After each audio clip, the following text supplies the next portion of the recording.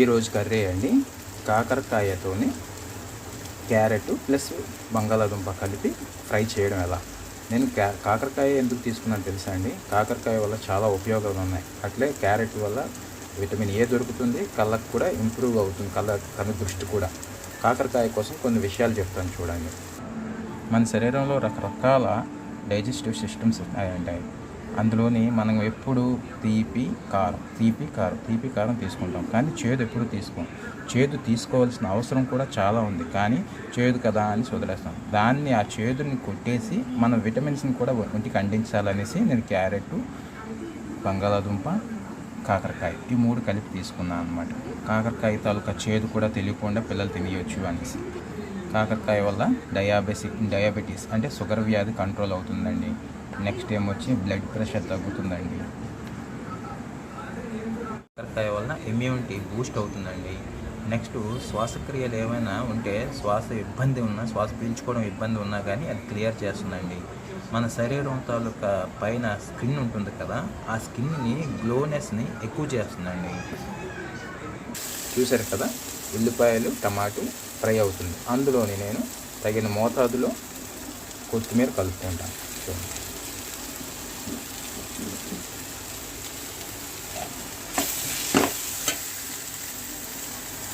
ఓ 15 నిమిషాలు ఇలాగా నేను ఫ్రై చేశానండి కొత్తిమీర ఇవన్నీ.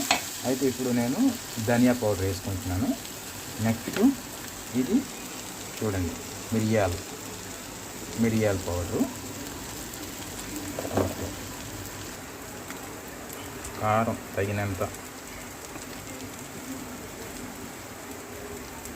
ఉప్పు తగినంత. వెజిటేబుల్స్ మిక్స్ చేసిన తర్వాత వెజిటేబుల్స్ ఫ్రై అయిపోయింది. దానికి మనకి తగినంత మసాలాలు అన్నీ కలుపుకున్నాం, కొత్తిమీర అన్నీ కలుపుకున్న తర్వాత ఒక్క 15 నిమిషాలు సిమ్లో పెట్టి బాయిల్ చేస్తే ఏ విధమైన కలర్ వచ్చింది దీనికి. ఇప్పుడు నేను మనకు కావాల్సిన వెజిటేబుల్స్ అన్నీ మిక్స్ చేస్తాను, చూసుకోండి. ఇదిగోనండి, ఇవన్నీ తురిమేసినవి ఆల్రెడీ మీకు చూపించాను. ఇవన్నీ తురిమేసిన తర్వాత ఇందులో మిక్స్ చేస్తాను, చూడండి.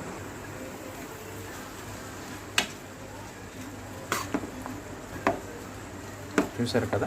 ఇప్పుడు దీన్ని మనకు వచ్చినప్పుడు ఇలా కలర్ వచ్చింది కాబట్టి మీకు నచ్చితే కలర్ వేసుకోండి, లేకపోతే లేదు. నేనైతే కలర్ మిక్స్ చేయలేదు.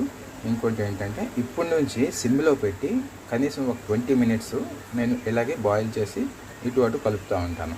కలిపిన తర్వాత నుంచి ఆఫ్టర్ 20 మినిట్స్ తర్వాత అది ఒక రంగులోకి వచ్చేస్తుంది, డీప్ ఫ్రై రంగులోకి. అప్పుడు మనం చూసుకొని కొద్దిగా దింపేసుకుంటే అప్పటికది రెడీ అవుతున్నట్టు చూపిస్తాను అన్నట్టు. చూసారా, ఇందాక చెప్పాను కదా 20 నిమిషాలు సిమ్లో పెడతాను అనేసి. ఎందుకు సిమ్లో పెడతా అని చెప్పానంటేనండి, దీని తాలూకా వైటమిన్స్ అన్నీ హెవీ హీట్లో అయితే బయటకు పోతుందనేసి సిమ్లో పెట్టి నేను నిదానంగా చేశాను అనమాట. వైటమిన్స్ ఎక్కడికి బయటికి పోకుండా మూత పెట్టేశాను అలాగా, ప్రెషర్ కుక్కర్ టైప్లో. ఇప్పుడు దీనికి ఫైనల్ టచ్అప్ ఇద్దాం, చూడండి. కొత్తిమీర